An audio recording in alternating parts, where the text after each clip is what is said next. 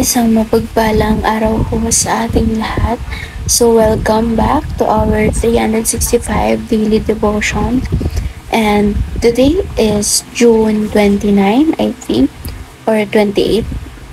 So June 28 nga, and today is Saturday. So this is our 6th installment of our current series, which is the power of forgiveness. So our topic for today is forgiveness has no limits, diba? So in connection to our topic for today, ang Bible verse na ating tatalakayin ay ang Matthew chapter 18 verses 21 to 22. So in the International Version, the parable of the unmerciful servant. So then Peter came to Jesus and asked, "Lord, how many times shall I forgive my brother or sister who sins against me? Up to 7 times? Then Jesus answered, I will tell you, not 7 times but 77 times. So in ang Biblia version naman, 2001 version, pagkatapos ay lumapit si Pedro at sinabi sa kanya, Panginoon, makailang ulit magkakasala ang aking kapatid laban sa akin at siya'y aking patatawarin hanggang sa makapito ba? Sinabi ni Jesus sa kanya, hindi ko sinasabi sa iyo hanggang sa makapito, kundi hanggang sa makapitumpung ito. So let me share with you my little idea about this verse kasi ang pagkakatanda ko, yung unang tanong is hindi ba 7 times, kundi kung hindi 3 times. So isipin natin, kung sa ating tao nga lang sa ating mga tao, di ba? Isang beses lang magkamali sa atin yung tao, parang hirap na tayong magpatawad. So what more pa yung 3 times? Ang unang tanong nga dyan, 7 times, di ba? So isipin natin gaano na tayo ka-understanding when the time comes na kaya na nating magpatawad ng 7 times sa iisang tao na paulit-ulit lang yung ginagawang kasalanan sa atin. But just imagine yung 7 times na yun hindi pa sapat. So ibig sabihin, yung isang beses na nahihirapan pa tayo is hindi pa sapat. Yung 3 times din is hindi pa sapat. Also, yung 7 times sa pagpapatawad hindi pa sapat. So dapat 77 times. And yung 77 times naman na ito is hindi siya binigay para ilimit din natin sa 77 times yung forgiveness that we are going to show other people, diba? So this is just a metaphor na we should be multiplying and hindi dapat natin nilimit unto numbers yung forgiveness na ipinapakita natin sa iba. So, just imagine tayo mga tao. Sa araw-araw na nabubuhay tayo, araw-araw din tayo nakakapag-commit ng kasalanan. So, ipalagay na natin isang kasalanan per day even though impossible, diba? It may seem impossible, pero sige. Try natin i-calculate. So, 1 sin per day. So, ilang taon na tayo nabubuhay. So, ilang araw na rin yun, diba? So, despite that, napakaraming kasalanan natin, is patuloy pa rin tayong pinapatawad ng ating Panginoon and patuloy pa rin niya tayong pinapaunlakan ng blessings, patuloy niya pa rin tayong minamahal. So as Christians, we are encouraged to be Christ-like. So even though hindi talaga natin kaya maging katulad ni Kristo, dahil hindi naman talaga natin maaabot yung karangalan niya, kung ano man yung ginagawa niya, hindi talaga natin siya magagawa. But we are encouraged to be Christ-like. So, dapat nakikita nila sa atin, nakikita ng ibang tao sa atin, kung paano ba mamuhay ang isang Kristiyano, kung paano ba nabubuhay si Jesus Christ, diba? So, dapat tayo, sumusunod tayo sa way ng pamumuhay ni Jesus Christ. So, kung sila ni Lord God is nagpapatawad ng endless, so meaning, it has no limits. So, dapat tayo din. So, sino ba tayong mga tao lang para ipagkait sa iba yung pagpapatawad na paulit-ulit din nating natatanggap mula sa ating Panginoon, di ba?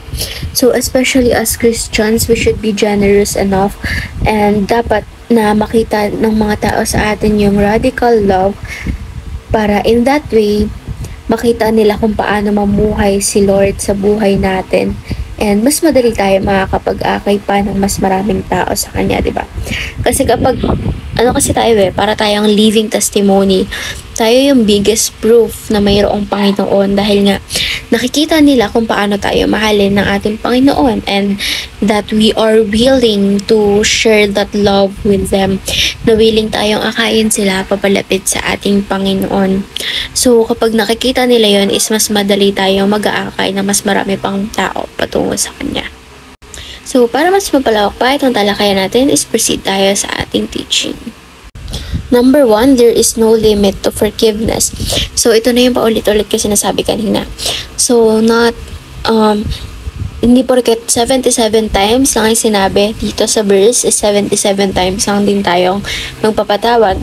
So, that 77 na sinabi is just a metaphor na dapat hindi natin binibigyan bilang or number kung ilan ba yung limit ng pagpapatawad natin, di ba? So, we forgive for as long as we can and for as long as we are living. Dahil tayong mga tao, habang nabubuhay tayo, is continuous din yung mga nakocommit nating kasalanan. But then, si Lord is patuloy pa rin tayong pinapatawad. So, wala tayong karapatang magdamot ng kapatawaran sa mga kapatiran natin kung tayo mismo is araw-araw ding pinapatawad ng ating Panginoon Diyos. Number 2, there is no sin that we should not forgive. So, hindi naman tayo, Lord, para mag-judge ng mga kasalanan ng ibang tao kung kapatawad ba ito or hindi, kung ano ba to, kung anong level ba ng sin to. So, walang ganon. We do not have any right to do that unto other people, especially kahit sa atin pa yan, kakilala man natin, family man natin, or hindi. So, sa kahit sino, wala tayong karapatang gawin yon. And the only thing that we can do is to understand and forgive them, to love them, to show them how the Lord has changed us, and kung paano ba tayo mahalin and patawarin din ng ating Panginoong Diyos. And number 3, there is no sin that God cannot forgive. So, isipin mo sa ilang taon mo nabubuhay sa mundo, di ba? Parang halos lahat ng sin na commit mo na. Pero walang kahit isang kasalanan ang hindi pinatawad ng Lord sa'yo. Isipin mo ilang tayong tao dito sa mundo. So, kahit hindi man natin nakocommit individually lahat ng sin, kapag pinagsama-sama mo naman lahat ng kasalanan ng tao sa mundo, di ba? Wala siyang kahit isang hindi pinatawad.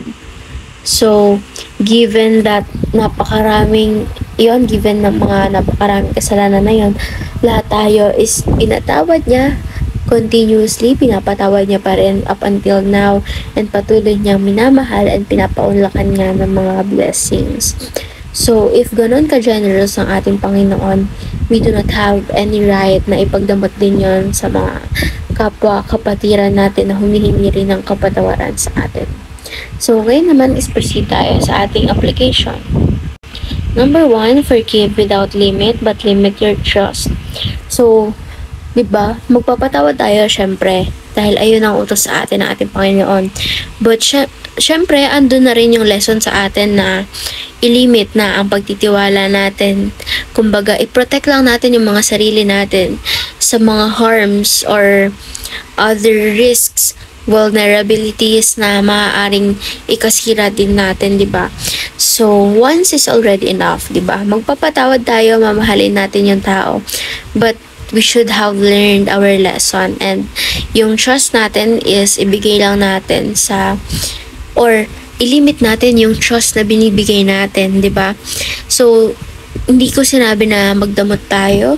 What I am trying to tell you is that you must have already learned your lesson after that one mistake. Dahil ang tao, hindi naman din kaagad-agad nagbabago yan. So, you are both in the process. You are in the process of forgiveness, and he is in the process, and yung other party is in the process of changing himself, diba? So, it's a two-way process.